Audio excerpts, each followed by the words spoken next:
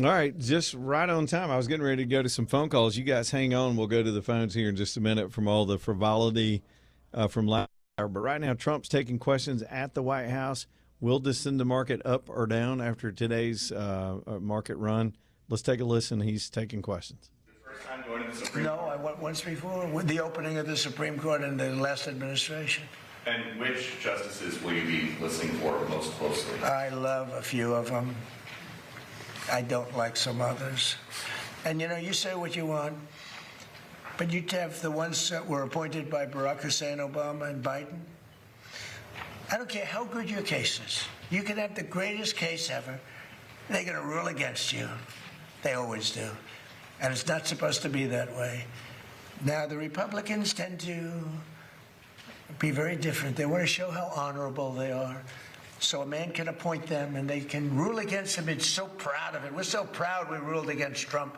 We're so proud. We're above it. There are those that say that's wonderful, and there are those that say they're so stupid. But the Democrats never fail at one thing. When Barack Hussein Obama or when Biden appoints somebody, they go along that line. You can have the greatest case in history.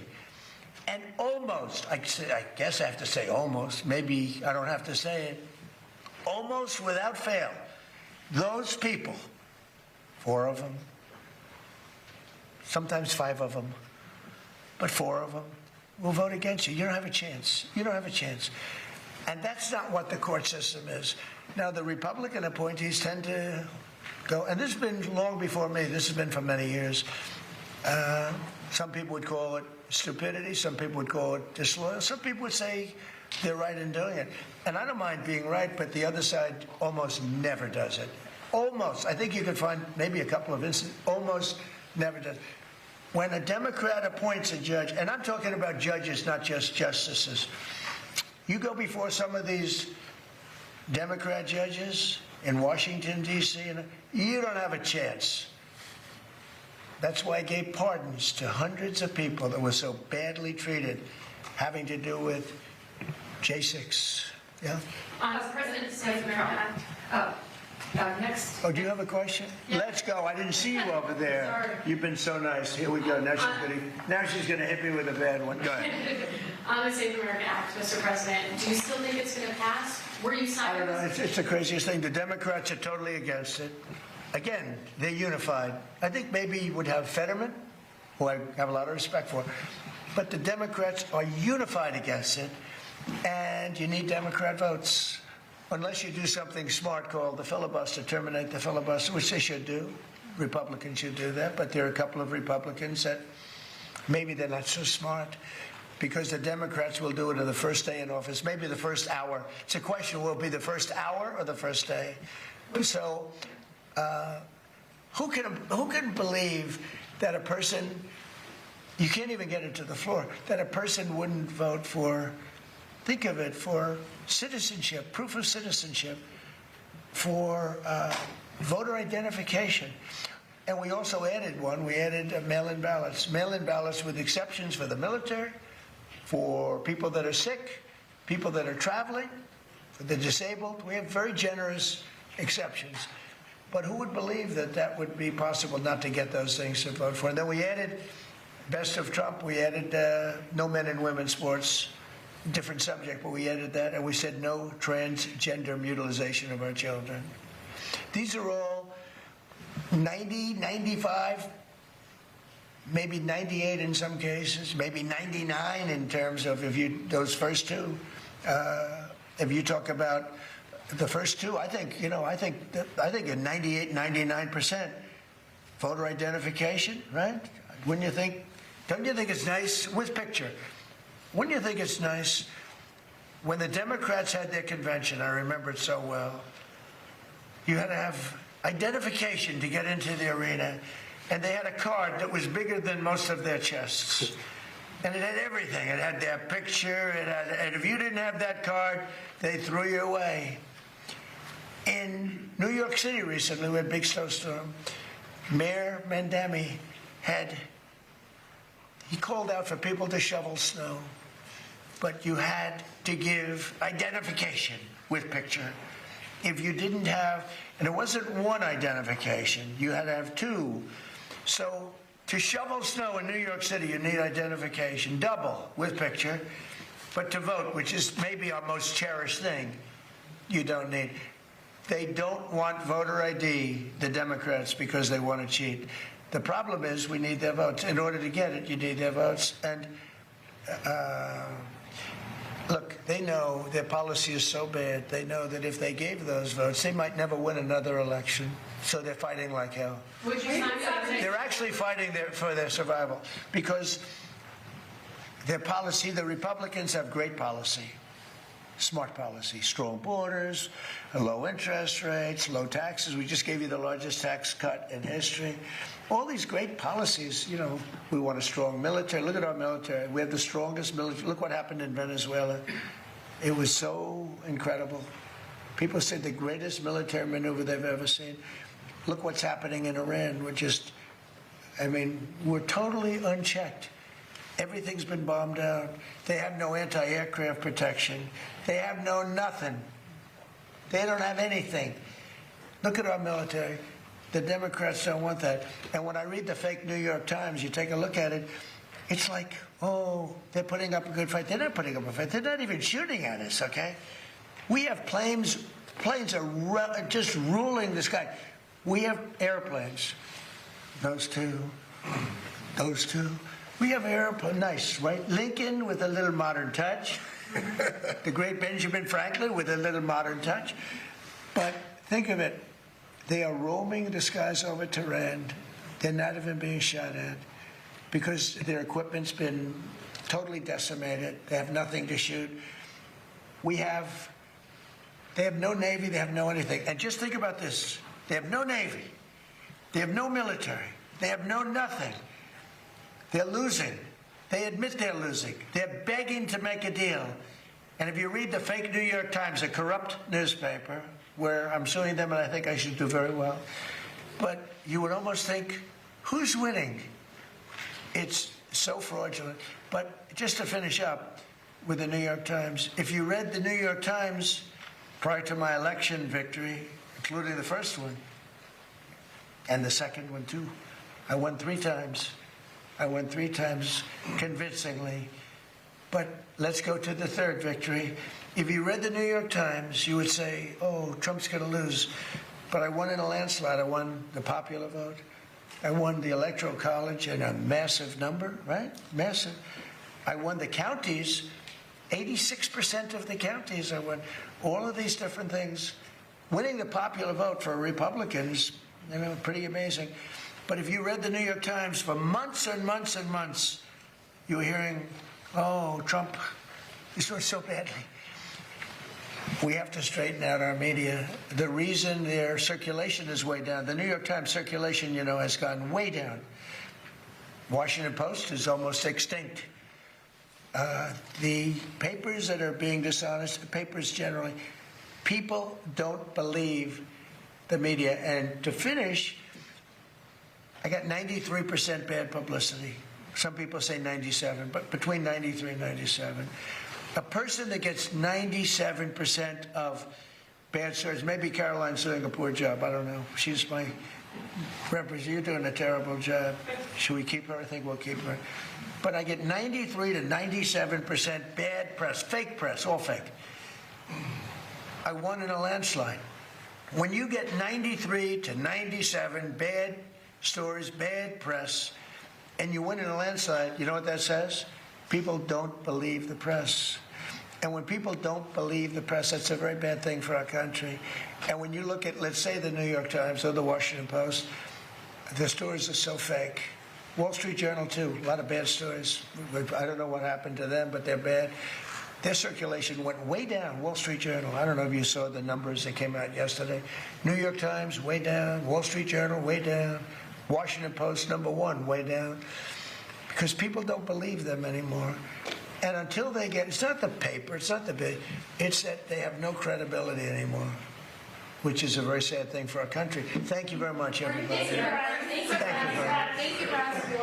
All right. right, so we'll bring it back here. That was wide and sweeping as you would expect from Trump, especially here on a Friday. And the thing that he did, though, the initiative to bring that news conference was over an executive order that the president just signed to ban mail-in voting, and it's a pretty clever thing that they're attempting to do to get an end run around Congress. I think he has given up on Thune and those weasels in the Senate to do the right thing by the country and, of course, the Trump administration and securing our elections. We'll talk about the details of that on the other side. We'll go ahead and get this break in here as we continue live from the Knowles Group. It's always interesting with Trump in office, and it has been one of those days, man.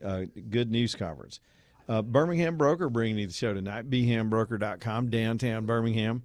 If you've got a car to sell or trade this year, that is the company that you need to use because they will get it done for you day in and day out. Beham Broker.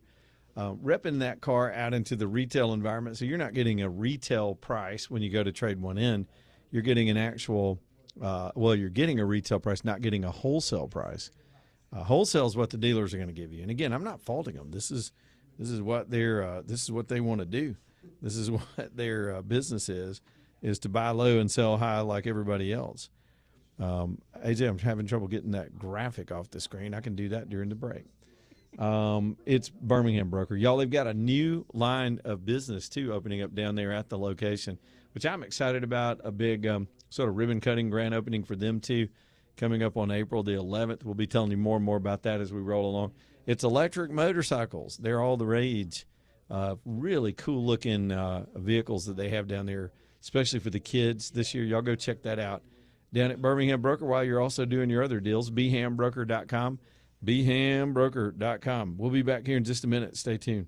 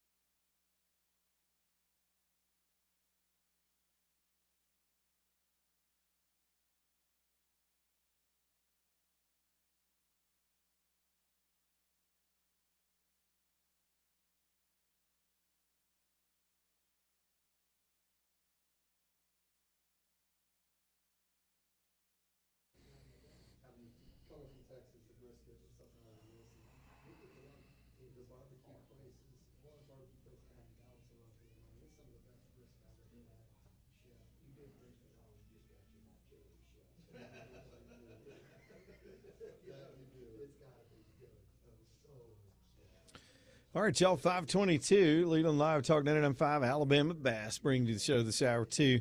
Man, that's the whole family down there. Even the coworkers that aren't family or like family, when you had a business around taking care of people for this long and doing things right and beating the big corporate schmucks to the punch when it comes to quality and the way everything works with them. Y'all, Alabama Bass, what a great operation. Again, 40 years in the business of doing bathrooms, and they can help you get your life back, get your independence back, your freedom, or maybe somebody in your family that you love. Mama's struggling with life nowadays and losing a step, or dad, and you don't want them to fall in there, and you don't want to be in there with a pole with a sponge on it, giving them a sponge bath. Come on. All families deal with this at some point. Y'all get the bath fixed. That's a safe thing, and it's beautiful. The products that they put into bathrooms with that sort of almost floor-to-ceiling glass and the beautiful framing, the ergonomic plumbing fixtures, the slip-proof surfaces, shelving and handles, and all the stuff that goes with it. It's alabamabaths.com. Y'all reach out to them, let them come give you a free estimate. And I'm telling you, the minute you meet them, you'll understand you're dealing with honest people that aren't giving you a shakedown. They're just going to give you a bid and tell you what they'll do the project for. And when you're ready, it's 2 days. They're in and out. Your house is back, but beautiful. And you're a whole lot safer in there with Alabama Baths. Y'all reach out to them. Let them help. Or go to see them in Pelham, and you can see one of these things actually built out. It's pretty impressive. alabamabaths.com. All right, so Trump says what they're going to do is require the post office to do these unique barcodes on all of the mail-in ballots so that they can be tracked. And then there's a bunch of other provisions for the attempt through the executive level to force states into compliance with mail-in voting. It's going to be difficult to comply with, and you're counting on the Postal Service to enforce some of this. I'm a little dubious. I know they've got to do what they've got to do because Thune and the gang are going to let us all down, but we'll dig more into that. Let me get some more details other than just the news conference. We'll talk quite a bit about this in the coming days. Clarissa is over here on line one. We'll go to the phones. I'm sorry we didn't get to the phone calls earlier. We had so much going on, and then Trump jumped in there. Clarissa, what's up? Hey, I didn't want to change the subject off of President Trump, but you triggered my memory when you were talking about the sort of pageantry of holidays at megachurches, and I wanted to call in and share a memory that I had growing up in the 80s. I grew up in a megachurch. It was a Baptist church in Huntsville, Alabama, and we had this program called I Love America, and it was huge, and you did not love the Lord if you were not at one of those three events that they had. I mean, just think about it, Leland. It was Jesus combined with the 80s combined with patriotism. It was amazing. I guarantee our it. pastor, Did the band Stryper come and like, play? Do you remember Stryper from back in the day?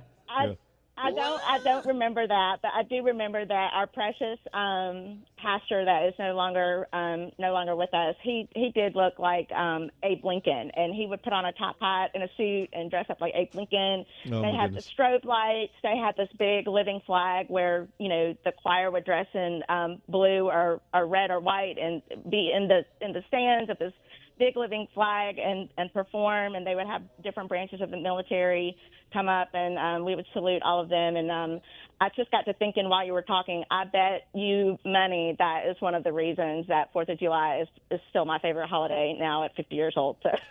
Well, I guess it depends on how you grew up and what you got exposed to and people's different tolerance levels. I don't want to tell people how to worship, but that was fascinating, and I thought there might be a little bit of a debate about the thing we're talking about is a couple of minutes ago we played a church. I don't know. I think this church is in Florida, one of those mega churches that do the Vegas-style church services. Did Stairway to Heaven on Palm Sunday. I'm here for it. I think it's corny, but I'm here for it. Whatever gets people to church, I'm here for it. Okay. All right. Clarissa of the Open Mind, thank you. Good call tonight. As we roll through the afternoon, so many things going on, and Trump, of course, weighing in with all that stuff in the previous news conference.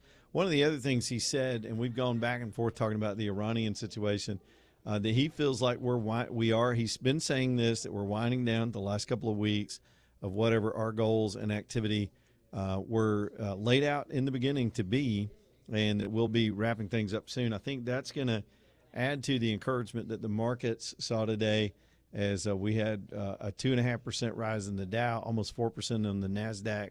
I didn't look at the S&P yet, but it was coming off lows from this whole situation. Now, look, it's the stock market, and they could react in any way, and it was just I couldn't help but find the irony that we're here at the Knowles Group doing our show today with Danny and the team is they've wrapped up a ribbon cutting on their new offices over here in the Colonnade. Y'all go see them. And we've talked quite a bit about Danny. Of course, I just had him on here for a segment or two. Man, he had a lot to say, too, about the current world situation and how most of the investors are viewing this as a temporary disruption. It's not a long-term thing. It's never been stated as such. And so there's that. So there were lots of Iran questions for the president. He was sufficiently vague. Apparently, he weighed in on the Kid Rock thing, too, and said that he likes Kid Rock, and those guys maybe shouldn't have done that. And he didn't get too heavy into it. He didn't try to intrude on their superior officers. What we're talking about, of course, is the helicopter pilots that decided to buzz Kid Rock's house over in Nashville and got in a little bit of trouble. They got suspended for that little stunt, but cool stunt nonetheless, and there's that. Man, I'm trying to make sure I'm not missing anything because I know we got the bottom of the hour coming up. I didn't go back through the Charlie Kirk bullet theory. That was so stupid this morning to see the irresponsible reporting on that. Let me give you a quick summary because people have asked, what do you think about it? They missed my whole diatribe at the beginning of the show. Here's the deal. We've known since October that the guy was firing what's called soft point bullets. Those are bullets that are designed, Willie fired one, that are designed to fracture on impact on any kind of solid surface. Those are tactically designed that way. That's the weapon that was the ammo that was in that weapon, and you cannot get a match from those bullets ever in any situation. There's another statistic out there that roughly half of the forensic cases that try to do fragment matching to the gun itself through, again, I described all this earlier, the gun creates stripes basically on a bullet as it goes down the barrel. They're called striations. As the rifling on the barrel will leave their signature, their thumbprint basically on the bullet, but that's only if the bullet is mostly intact. And about 50% of the cases, homicide cases that are investigated in this country, they can't get a bullet match even when they find the bullet. And that's just the facts of cases. What happened today was they was reporting that the bullet didn't match. It also did not match. They can't, it's inconclusive. They can't, there's just fragments and there's no way you can match that. That's the case in a lot of cases. All this was a defense filing because they're throwing dirt in the air to try to do their best to get their client off. This is their job. But you've got irresponsible people and dumbasses that don't know anything about ballistics or life, actually. Back in a minute.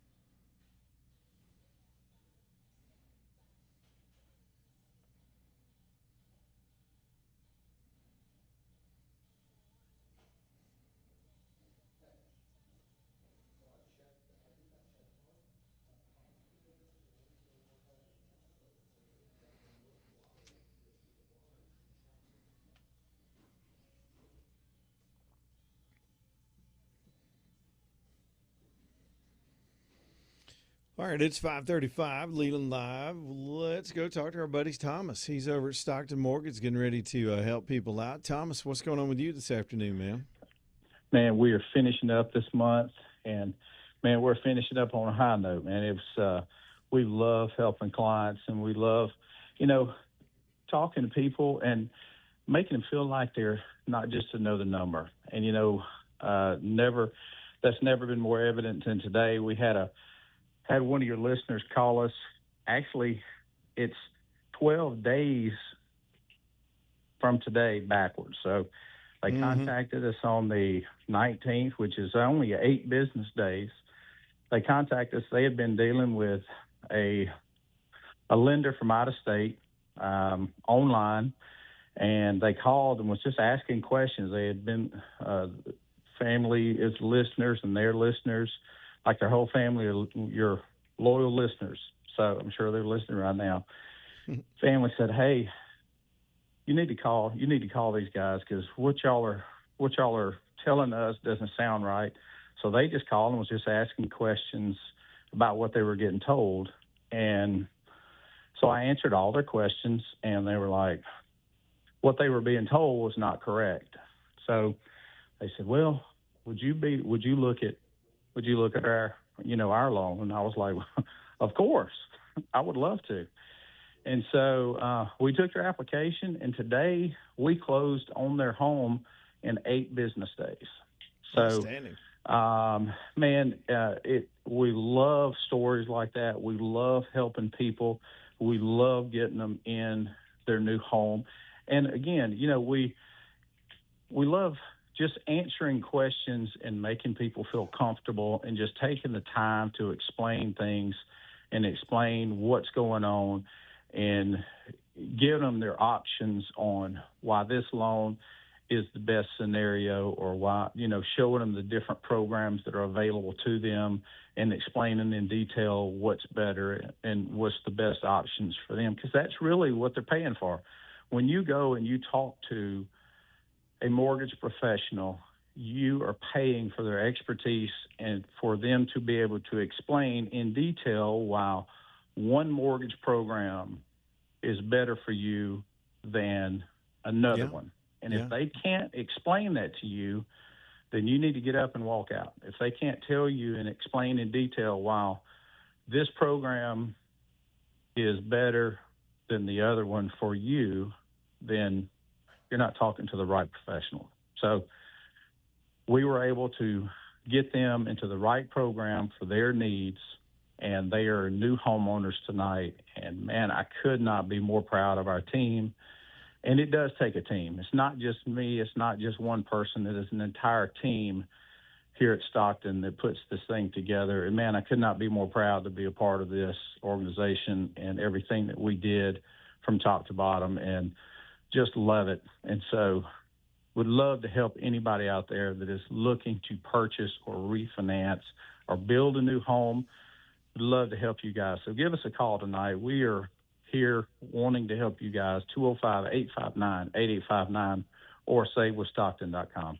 Savewithstockton.com. Man, we appreciate you, Thomas. We'll check with you tomorrow, my friend. Yes, sir. All right. All right. Bye-bye. There's Thomas tonight doing his thing. Let me get this in. This just came across. Actually got this via email from the governor's office. Apparently the governor is under the weather and having some health concerns. Let me just read you directly here from the statement that was just issued about 4 minutes ago from her press department. It says, for the last 3 weeks, Governor Ivey has experienced some discomfort in her left side after monitoring this pain and recently feeling slightly short of breath. She made the decision to be seen again by her primary care physician earlier today. And after she recommended that she be evaluated by a surgeon at Baptist Medical Center South, it was determined that there was some fluid pushing against her lung. While it was not emergent, it says right here, Governor Ivey wanted to let the procedure be done as soon as possible so she can quickly get back to 100% to wrap up the 2026 regular session. This afternoon, the governor successfully underwent a minor procedure at Baptist South to remove that fluid. Out of an abundance of caution, she'll be monitored at Baptist South in the coming days, which I guess is another way of saying she'll be in the hospital. We're in touch with the governor, and she says she is determined to make a speedy recovery. So that's a little bit of a surprise. It's no surprise that the governor is aging and has had this chronic sort of cough for a long time. Those that are around her, and I'm in touch with people that are around her a lot, say that they've noticed, look, being in that office is a drain on anybody. It's still amazing to me that we have so many people in executive positions like this at that age, but we do. And the consequence of that is occasionally going to have health procedures. Now, I don't have any immediately. What tends to happen, especially in Montgomery gossip circles, is there'll be people trying to suspect that it's worse than they're saying. And that's just the reality we live in sometimes, but we don't have any information to the contrary. We'll keep up with that, and I'm sure her press team will be asked questions about that too, as she is wrapping up what would be one of the longest tenures in gubernatorial history, having served out 2 years after Robert Bentley went with his escapades in the 50 Shades of Gross episode that we had to deal with as a state. And then she took over in that term and, of course, then served 2 more terms. So we wish the governor well, and hopefully she'll be able to recover. Now, she is in office. She's in office for another almost 2 years. It's another solid year and a half. The elections, of course, are this year. And, of course, well, I guess, no, that's incorrect. The elections will be this fall. Then the new governor will take over in January, February for the inaugural. So, she's trying to finish out her term in good health. And meantime, somewhere Ainsworth is this tape measure out measuring the drapes in the governor's office. Is that wrong of me to say? Probably not. Probably not wrong. Probably true. So the governor, man, fluid on the lungs. I can relate to that. This is a weird personal story, but I'll tell it just by way of relating to the governor's health condition. When I was a little kid, about 8 years old, I had a situation like that. They thought I was going to die. They thought I had tuberculosis for a while. And I have this vivid memory of them having to do that procedure. I remember my dad holding me down while the doctor put this long needle into my rib cage and had to draw that fluid off. And I remember watching that stuff come out, and it was a lot. It was a lot, and people get that from time to time. But there are procedures that old to help immediately relieve that situation, and hopefully that is all we're going to be dealing with that governor story this afternoon. Let me tell you all about Lanius Furniture Company one more time as we get ready to sweep up and wrap up and head on over to Breaking Bread. My man John Lanius and Reggie, those two guys have put together a superstore. I guess they're over 2 years old now from where they had that grand opening, and it really is a large, perfect furniture store. When I say perfect, I mean you got all the selection you could imagine, enough varieties in the modern styles to look at to really choose something that's going to fit. All brands and manufacturers you're going to know and trust. You can just feel the quality when you walk in there. A big open space location that they opened up last year. The brand and the name, the Lanius name, has been around for 93 years. They've been serving the public with furniture for that long. But, of course, here they took their old warehouse and just blew it out, made a big open showcase type showroom, which was really Reggie's talent, was staging this stuff and making it look good. And boy, is it nice to walk around that store and just take your time. To me, it's also the people there. You don't hit a traffic light when you get off the interstate. You go in and meet some of the friendliest, non-pushy, but informative people you're ever going to work with in that business. And they've got something for everybody, for every room in the home, even outside. So if you want to spruce up this spring, as a lot of us are doing, y'all go see them at Lanius Furniture Company, L-A-U-N-I-U-S, LaniusFurnitureCompany.com. Back here to wrap up in just a minute.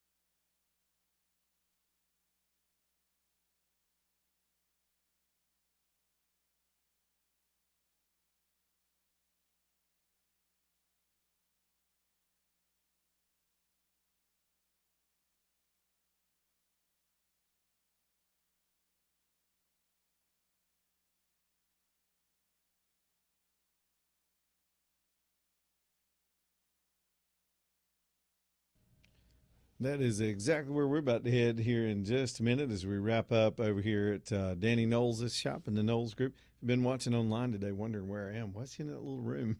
This is actually their room where they produce their radio show that we air on the weekends here at the station, and they're proud of their studio and their new offices. So said, yeah, we'll go hang out with you for the afternoon.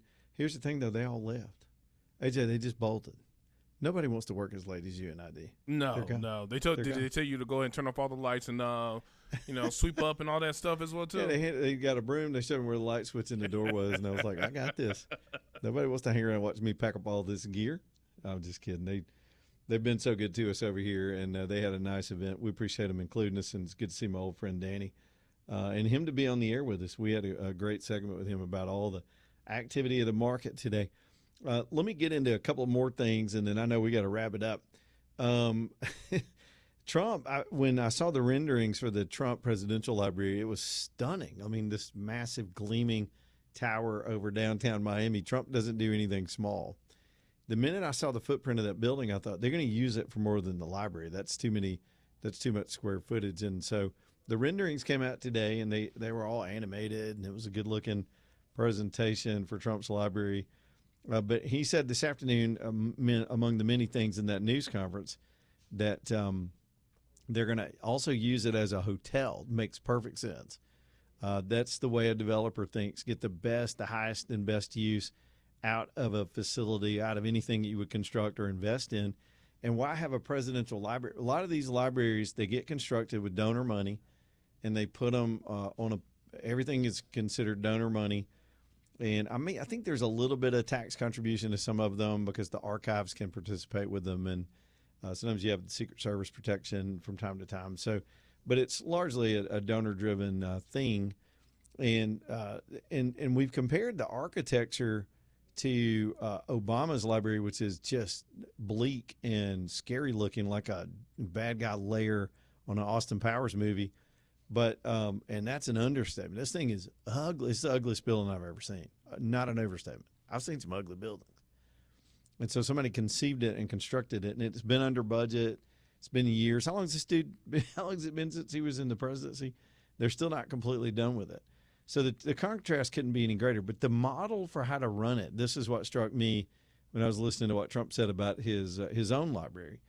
The model for how to run it is so starkly different as well. It just points out the huge contrast between these two styles of people that have been president. Obama has used it to set up an operation to keep a lot of his cronies employed. He's got people that were in his White House that are now working for the library, being paid $600,000+ a year from donor money that's still coming through while he still plays around on the edges trying to influence politics. I'll give it to him. The guy's he keeps pushing, and that's his thing. Trump, on the other hand, is going to create a building that will pay for itself. The hotel receipts and the functioning of a hotel in the midst of the library as the key tenant will be self-sustaining. It won't rely on begging for money from rich people who, on one hand, the Democrats like to deplore, but they all want to pretend to be them. With somebody else's money, by the way. It's how the whole thing works. And so to me, the business model says a lot about the two men as well. Just you either set up something that can run itself and could even be profitable for whatever entity owns it versus this money suck operation that's there to keep these social activists and these social engineer cronies employed. What an amazing contrast. That and the way they deal with Iran notwithstanding. One says, here's billions of dollars in the middle of the night. One says, boom, boom, boom, boom, boom, boom, boom, boom, kaboom, boom. We're still booming them. By the way, good looking stuff on that front today too. I'm sure there'll be, as the world turns, there'll be more headlines as we head toward tomorrow with that. We've talked quite a bit about that. What else am I missing? I'm trying to make sure I have not skipped a thing today. Before I get too late, let me tell you about Mandu. That is a place where you can get it right, get it tied over in Homewood. Mandu's Paul's just a great guy. He heard about this franchise. The first one in Alabama was opened over in Homewood, and it was different. He was taking a chance. He set it up downtown Homewood. This is electronic muscle stimulation. You put that suit on, and you go through their routine. It's only 15 minutes. That's all you can handle. And in 15 minutes, man, they will work you out like you've not been worked out. You know it. It's like the equivalent of a 6-hour workout at the gym, but it only takes 15 minutes. And now that doesn't include your time to get there and change and get into the thing and all that. It's mandu.com. They've opened up new locations too in Tuscaloosa, and they've got one in Huntsville, and the franchise keeps growing. So y'all go see them over in Tuscaloosa on University. If you're in Homewood, it's on 18th on that main drag down through the middle of Homewood, and you can go visit with them anytime you want. They'll let you try it for free the first time just to see what it's like. I'm gonna go ahead and warn you, it's slightly weird. You're getting shocked. It's not bad. It just tingles a little bit, and you got to get used to it. But once you do, and then you feel how you feel for a couple of days, you went, that's a new way to do it. This is not a sweaty gym with all those people in it. Oh, people nowadays waiting in line, getting in fights, snatching each other's weaves, taking selfies, videoing themselves working out. You don't get any of that stuff. You got a personal trainer that works with you every single time, and you can be in and out of there. Now, I was a little chatty. I'd go in and I still talk to Paul too much. But you could get in and out of there probably in under 30, 45 minutes, and then you're on with your day. You can't even go every day. It's so intense. It's called Mandu. You put that extra U in there when you spell it. MANDUU, mandu.com, mandu.com. All right, I'm scrolling around making sure I hadn't lost anything else. The highlight of the show today, of course, was AJ playing the rendition of Baby Got Booked. Justin would agree. Justin, you want to come over here and help me wrap the show up? Justin, who, by the way, is the Rockstar sales guy here on the team. And if you want anything to do with my show, you got to go through Justin. What's up, man? I'm here for you, baby. Hey, this has been a good event. I appreciate you letting us come over and set up. A lot of people. Wow. People on YouTube, you didn't realize it when you got into the shot, but people on YouTube were watching you dance. Yeah, to, I didn't Booked. realize AJ, he that. was breaking it off up in here. I think I saw him do the Cabbage Patch. I was shaking it. I mean, Justin's known to like get down. He may not look like it, but he knows how to party. Appreciate that, AJ. Appreciate that. Are you still doing the jiu-jitsu stuff?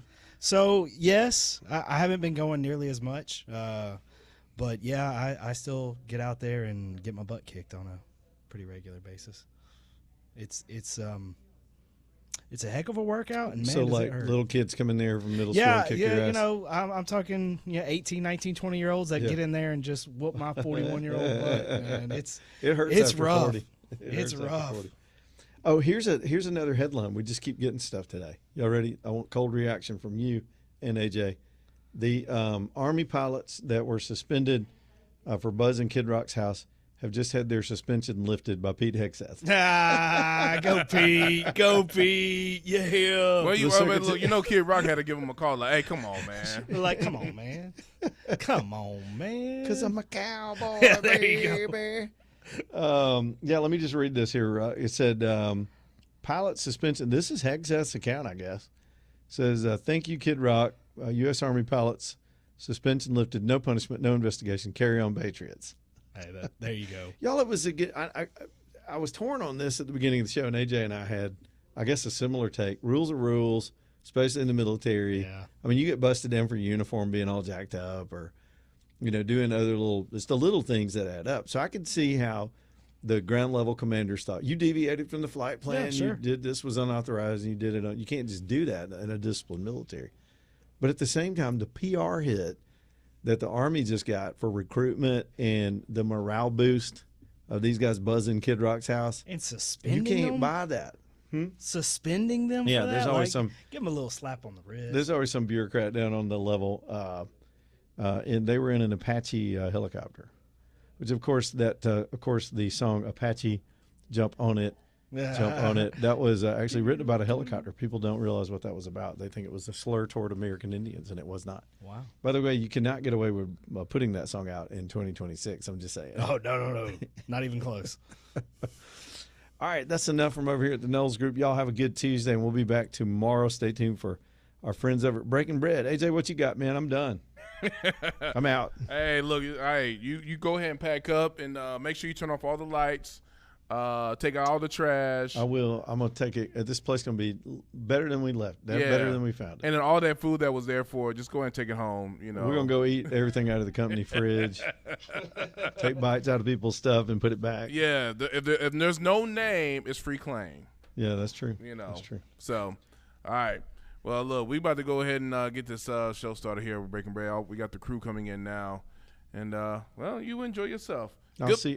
I'll see you at the studio tomorrow. All right, see you at the studio tomorrow, man. All right, bro. All right. Stay tuned for Breaking Bread coming up next. Goodbye, AJ.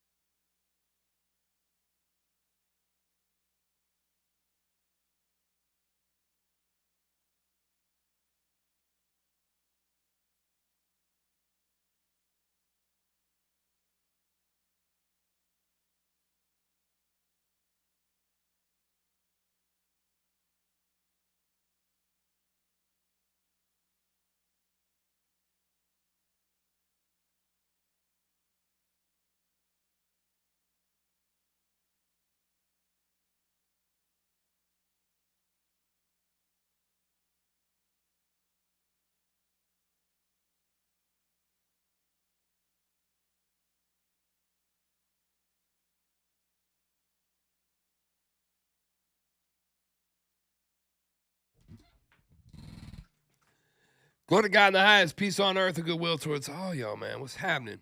Welcome in once again to the Breaking Bread radio program, the Taste Buds, live and in full effect. JD and Darian are on assignment. Not together. This evening. You don't know. Prove it. Can't. I was just. Now you're just fueling speculation. I can't. I mean, it's like Superman and Clark Kent. You can't. They're never like in the same room at the same time. So, are you suggesting for a single moment that I can assure you that Darian is not in fact JD and JD is not in fact Darian? I mean, I don't know. How would you know? You've never seen them in the same room together. Yes, we have at the rodeo. I mean, were you sure that was Darian? I'm positive. Are you sure? I made us dance the other day. I loaded that picture of us standing against the fence at the rodeo into a little app and made us AI. And made us do a little jig. That was AI because we have to hide their secret identity.